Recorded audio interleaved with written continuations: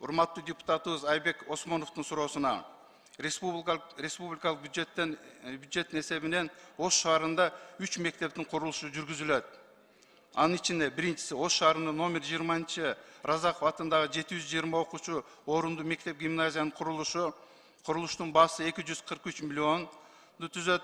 Курулуш иштерине курулуш башталгандан бери 137 миллион сом каржыланып, азыркы учурда номер 1, номер 2 корпусунун ички шыбак иштери 50%, терезелер, номер 1 корпусунун чатыры, спорттук залдын чатыры 100% бүткөрүлдү.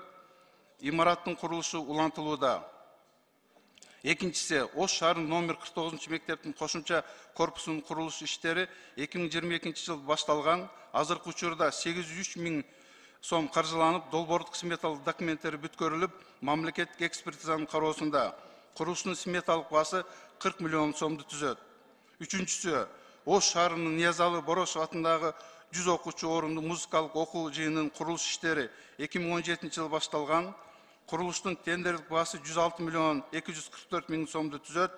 Курулуш иштерине 20 миллион сом каржыланган. Азыркы учурда имараттын пайдубалы, жер төлөөсүнүн дубалы 100% бүткөрүлдү.